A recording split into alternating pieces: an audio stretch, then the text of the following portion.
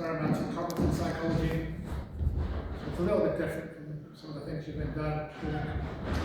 What else will happen today? But hopefully it will be a little bit of interest to you. So I'm going to give a little bit of background on the concept of executive function. The idea of an executive controller actually originated in computer science in the 1950s. And it's not widely sort of recognized. It's sort of forgotten within 70 years where this thing came from. But in the 1950s and 1960s, there were lots of computer programs which were being written for the early computers with the idea that they would moderate the actions of the more basic programs. And they had programs like the automatic supervisor, the General Motors executive system, the executive monitor, the exec1, executive, the operating supervisor, and supervisory control. And this sort of happened at the same time as cognition was taking off, at the same time as the cognitive revolution.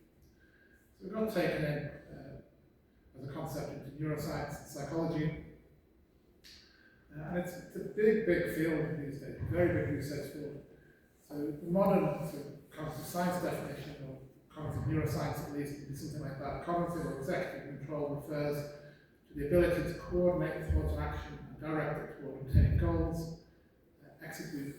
Executive control contrasts with automatic forms of processing. And the cognitive theories use that exact same expression. So the supervisory attentional system is the most popular sort of model in cognitive psychology of executive control. The other one, of course, is working memory, which is a huge concept, very popular, as the central executive.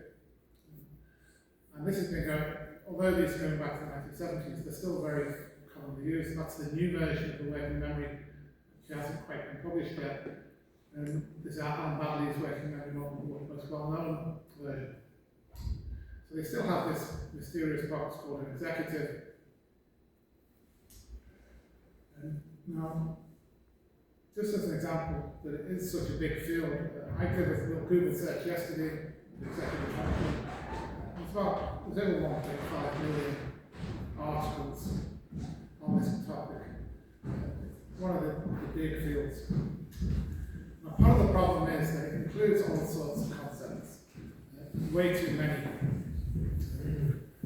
So the kind of things which are described as being executive function is like attention, abstraction, switching, focus, responsive vision, error monitoring, responsive novelty, reasonable planning, responsive danger, curiosity.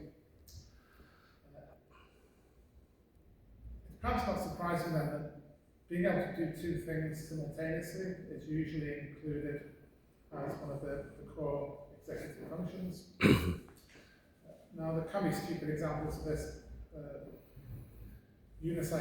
Blindfolded unicycle juggling is a thing, people do it. And they have to multitask and dual task. But of course, there's lots of real life applications, like air traffic control, vehicle safety, and things like that. So it's classically, this dual tasking is interpreted in terms of executive function. So this is just a diagram I took from somebody else's paper, a cognitive neuroscience paper. And they suggest that we have this sort of bottleneck between processing input to output, and executive control is needed to resolve that. And now, the neuroscience tends to support this, the cognitive neuroscience. So, for example, lots of things with fMRI suggest that we have a sort of called domain general, modality general cognitive system. It's often called a multiple demand system. And as cognitive load increases, the activity in that system increases, but it doesn't matter what kind of task you're trying to deal with.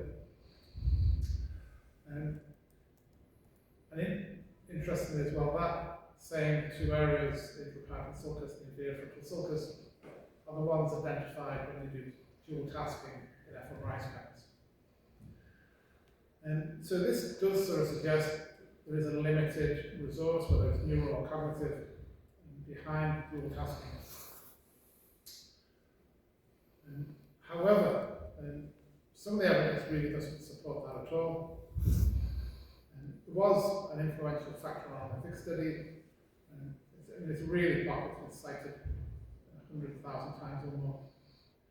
And that identified 3 basic executive functions. But dual tasking was not included within that. It seemed to be, at least on a statistical level on human behaviour, dual tasking doesn't fit into that. And also, the things which are identified as core executive functions, things like directing, memory, updating, shifting, and response inhibition, they're all affected by aging, they're all affected by dementing processes. Normal aging doesn't seem to affect the ability to dual task. So, as the brain becomes older, in some ways less efficient. Executive function is reduced, but dual tasking is not. And there's evidence in dementia patients as well that it's okay, so what we did to try and sort of see, is there an executive resource, a limited resource? We did an experiment, I'm a psychologist. Now, some executive tasks which are commonly used in psychology and in clinical neuroscience, they have sort of attention demanding versions and routine versions. So you can compare them, and that's why they have different versions, so that you can sort of try and identify the actual part of the overall processes you want. We did this with 35 participants, and it's paper and pen data collection. It's old school cognitive psychology. And one of the tests we've used is called the Trails test. So the routine condition of this is very simple. You just need to join up numbers in sequence. So you don't have to do any sort of top-down control for this. You can just follow the routine. You can ignore the colours and just do the numbers. It will still work. For the switching condition, you have to alternate between different colours. So you have to remember where you're up to. You have to remember to change. So this is what's considered the executive test. Okay. It's one of the classic sort of executive functions that's supposed to be able to switch and move focus. So we use that in our experiment. Now, even though there's a switching aspect to this, it's very what I call convergent. There's only actually one correct answer on each move of the pencil. I've argued previously here at CIFMA that executive function would be better if it was more divergent, which it would fit the definition of executive function if the decisions that people were making were a little more open-ended. One of those ways to do that is to look at random responses. So this is the test that we presented last year at CIFMA. So this time the person has to try to be random with their responses. They have to just choose a different colour every time and get the record tab completion. So it's quite similar to the other test, but this time there's a more open-ended aspect to it. Of course, we can do a routine version of that as well, where they just have to do things in number order. So that should be quite low demanding of whatever these central executive resources are. So all you need to do is join up the numbers in sequence. So we also did this with foot tapping.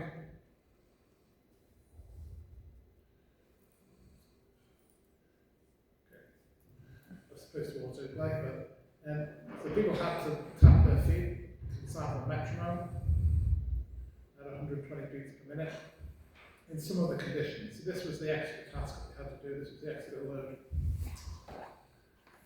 So this produces I know most of you are not experimentalists. It produces, to give you some of the details, it's a relatively factorial design.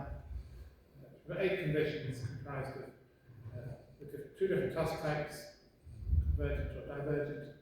And we have 2 different requirements, have a routine, joining of numbers up, or switching between different numbers and different colours. And then we also have the dual tasking aspect. So half of the trials are performed with the foot tapping, half of them without foot tapping. So what we found is that most of the main effects as would be expected. The executive task took longer to complete than the routine task, but we can get this from the statistics. And notably, the relative slowing responses from the single to dual task performance was greater in the routine conditions. So going from routine to executive with foot tapping, the cost of the foot tapping was mainly in the routine. It's around about twice as much of a delay. So if we look at the interaction terms, I'm not going to go into the statistics very much here, but there is an interaction. So the dual tasking, it had more impact on the routine conditions than it did on the executive conditions. Now we can see in the graph here just that the slope of the line is longer, it's steeper for the routine. So dual tasking had a bigger impact on routine responding than it did on executive responding. Now that's not what we hypothesized, it's kind of the opposite of what we did hypothesize, but luckily in the null hypothesis testing statistics we use does allow for alternative interpretations because we take the opposite tail distribution as well. And that was quite a significant effect. So this does suggest to me that whatever our task was doing, it wasn't using up some sort of centralized executive results. Now, this is just based on reaction time data, because it tells how long it takes to complete the task. And then we also have a chance to look at the randomness of responses, because this divergent task we've included in this, it's unusual. We don't normally do this in experimental psychology. We can assess the randomness of the responses. We did this with chi-squared. This is what we reported last year. CIFMA, this is the methodology. So we can count the number of diagrams which are chosen in the sequence. And they should be distributed equally. Each kind of diagram, yellow or blue or purple, should be equally present in the data set. And then we can just look at the chi-squared goodness of fit, take a p-value from that, and that will tell you how random the responding appears to be. You can never really test for randomness, you can only test for does this data look like what you'd expect from a random system. So we found there was no change. Adding in the dual task, although it did change response time, it didn't change the ability to randomly respond.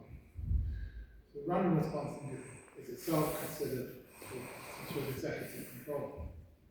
So 2 lines of evidence from this one experiment suggest that there was no effect really of the dual task. There was limited effect of the dual task on what we consider the executive task. So,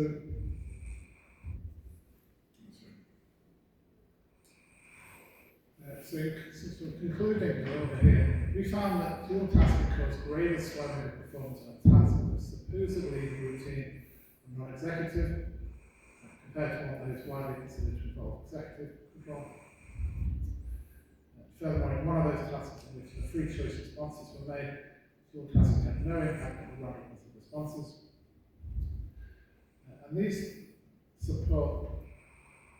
they suggest that dual tasking does not expend some sort of limited resource executive process. Now this is one of the graphs I started with. This is from an older paper, a brain imaging paper. And this is suggesting we have this bottleneck between the input and the output when we try and do two tasks simultaneously. This is quite common. This is the way these are often interpreted. The executive control is needed to resolve that bottleneck problem, to switch it around in order to allow both tasks to compete for resources. It seems to me that the bottleneck slows performance during dual tasking occurs without some limited resource, but somewhere else. Probably voter selection, it's probably later on. So this, although it's not totally novel, the data it supports an approach in which dual tasking is not effective. Whatever it is, it's not. And it's not reliant on this limited resources some people think we have. And it concurs with some other minor avenues of data which suggest that people with dementia, particularly Alzheimer's disease, they have a particular problem with dual tasking beyond what would be predicted, and seems to be independent of what we predicted from their executive function impairment. Concords with the psychometric data presented as well, and with a few factor analysis and traditionally what they call the core executive functions. Now, one of the problems I think is, and I think I need to come back to this at some point, maybe in future decision, but the executive function, it's just way too wide a concept. It's so poorly defined. It comes back to what he said about often these are functions that nobody has any idea what the mechanism actually is. So part of the problem is that, and also that because these diagrams, which people widely use, the working memory model, or the supervisory attentional system, they have a box and it says central executive in it, they have a kind of supervisory attentional resources in it. And people think that then as being one unified process. And it's a bad habit from interpreting graphs. The executive processes which we are using to control behavior in some way, they may be quite diverse set of mechanisms. They may not really be that interrelated. They may well have different neural representations. So whatever we need to do to perform two tasks simultaneously, it's quite reasonably, it is sort of an executive function, but the problem is going to be we shouldn't be recording everything a limited resource. I dealt with this idea of this limited resource argument in a previous presentation a couple of years ago. It's a very widely held belief, but I don't think it really stands up to the experimental psychology or to the neuroscience. Okay, who looks at the floor?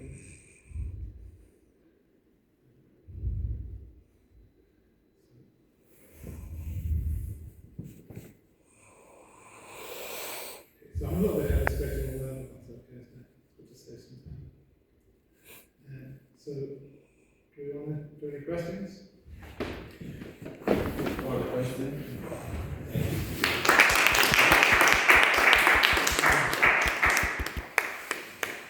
Question?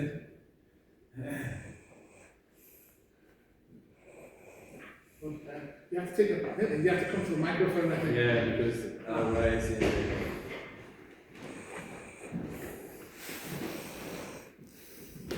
Otherwise, people can't hear you. Yeah, thanks. I wanted just to ask what do you think about it's like the university that like a few years ago I was jumping on a functional cognition, and it's very simple. It's like you were talking about being successful solving one task when you are doing a dual process, but I'm thinking about the opposite thing.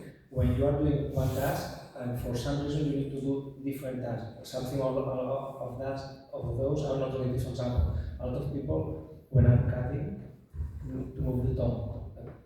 Okay. Then it's like, but a lot of people, even for example,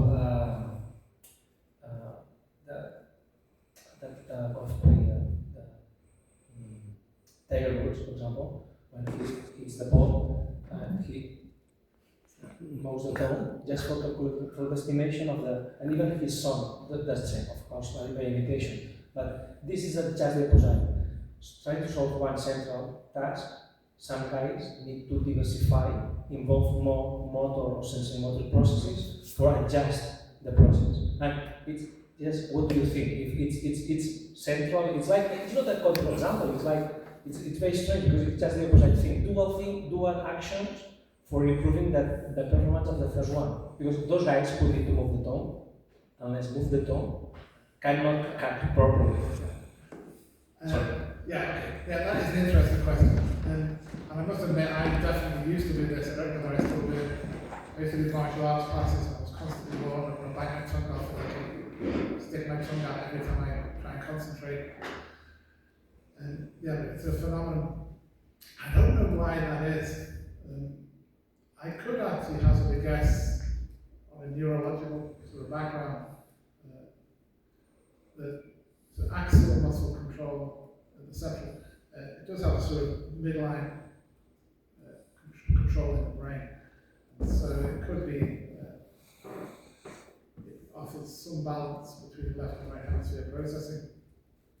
Because when you are using one hand, or even just two hands in golf, you're activating both hemispheres simultaneously. One of them is going to be leading, one is going to be following. It could be something to do with that. The need to activate both hemispheres simultaneously, either accidentally, also triggers some midline motor activity. Perhaps the motor activity actually enhances the ability to coordinate the two hemispheres. So I don't know whether that's causative or not. I've never actually seen any research on that. I don't know whether you've actually heard of anything. I can't think of any other examples, but I think there probably are out there. I mean, people count, they do finger movements when they count things, and they could possibly do it just with saccades.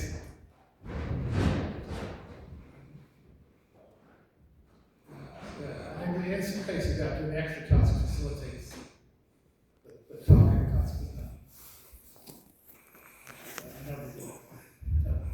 Nico has a question too. You have to come here. Is that okay? I actually have a couple of questions. The first question I would like to ask is, can you show us the ability, I guess, mundane task, which is food tapping, which I guess a lot of people do even some subconsciously sometimes. So I wonder first if you thought about like going into more complex multitasking scenarios. And I'm also curious if you thought about studying the effect of expertise on multitasking, where if I repeatedly do the multitask, I become better at it. Yeah, sure. I mean, it's partly related to design using foot tapping. It's an easy thing to do. But you start having to measure two different tasks. It can be complex. Yeah, so you can do this with more complex tasks, and then you can calculate the cost for both tasks. The sort of simpler way is just to add in a secondary task and see its impact on the primary task, which is what I've done. So foot tapping it is mundane, but you do have to maintain a little bit of focus on it, because you can easily just stop tapping unless you actually sort of keep it in mind. So it's going to use a little bit of mental energy, whatever that's going to be.